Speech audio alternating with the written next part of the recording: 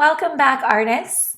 Today we meet Georgia O'Keeffe, who is an American artist best known for painting flowers and landscapes and skyscrapers in New York City. She is a modernist painter, and a modernist painting includes characteristics that are both abstract and concrete.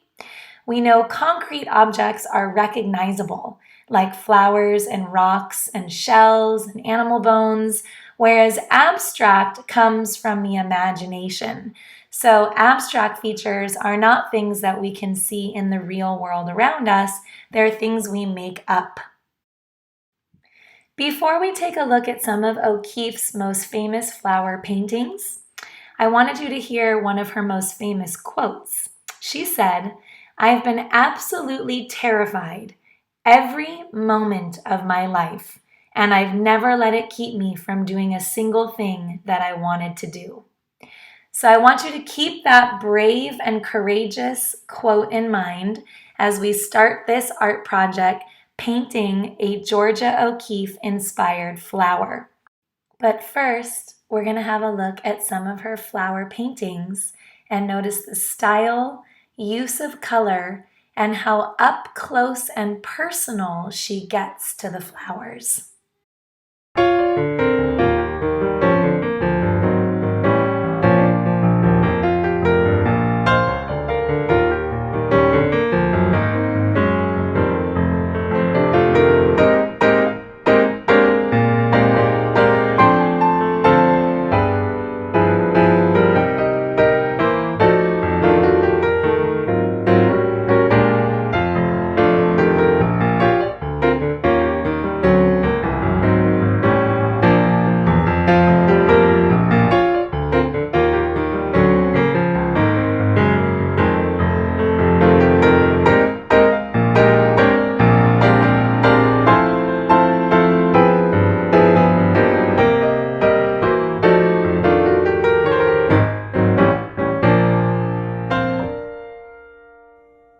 So we are going to start drawing our O'Keeffe-inspired poppy flower, and we're going to use the horizontal direction of our paper, so the landscape direction, so it's a long ways.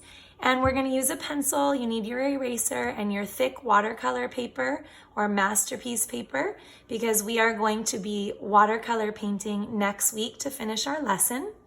So the first step is, today all we're going to do is sketch our flower using pencil. And what the most important thing to realize is we are going to blow this poppy flower up so it goes all the way to the edges of the paper. So it's like we're really looking closely at the flower itself. So the first thing we're going to do is we're going to start by drawing a very organic shape. So just this kind of wavy center in the middle of our page. So this wavy little center is the center point of our flower. And from here, we are going to start drawing the petals moving out to the edges of the paper. Before we do that, let's just divide this center into a few sections, because the little center is where the flowers are unfolding. So this is almost showing this kind of layered effect of the petals.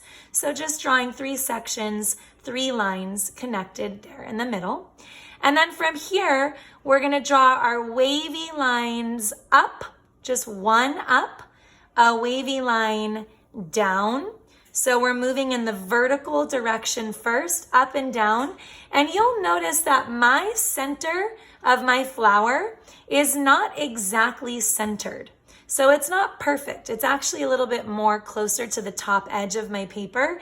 It's totally fine. The flower can be positioned anywhere on the page as long as the center is somewhere in the middle of the paper. And now we're starting to blow the flower up from there. So we've already moved in the vertical direction up and down. Now we're going to draw 2 wavy lines in the same way out horizontally from side to side. And then the last thing we're gonna do for these petals is move in the diagonal directions. And as we move in the diagonal directions, we're not gonna go all the way to the edges of the paper. We're actually gonna start a little bit we're gonna finish, a little bit inside the page. So these went all the way to the edge. These last diagonals are gonna come just to the edge, but not quite touching. So wavy and stop. Wavy and stop, wavy and stop, and the last one in the same way and stop. Now your waviness is going to be different than mine. It might have more curves, it might have less curves. They're all going to be perfect no matter what your wavy lines look like. And then from here, we're just going to finish off by connecting these diagonal edges to the sides of the page. So instead of going to the corner, you're gonna go over to the side and then over to the other side. The same thing goes here. Instead of to the corner, over to the side and over to the other side. Again, to the side and over to the side again. And the last time we'll do the same thing here and to the side. And you'll notice by doing that, these four corners actually become our background.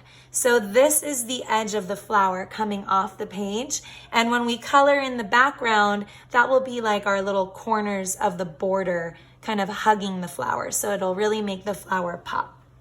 All right, so that's all we really need to do with our sketch today, is just drawing this basic outline of our flower. Now, if you want to, you're welcome to add a couple more lines of detail for these petals. It's totally your artistic decision. If you'd like to add a few more lines here and there, depends on how short or how long you'd like to make them.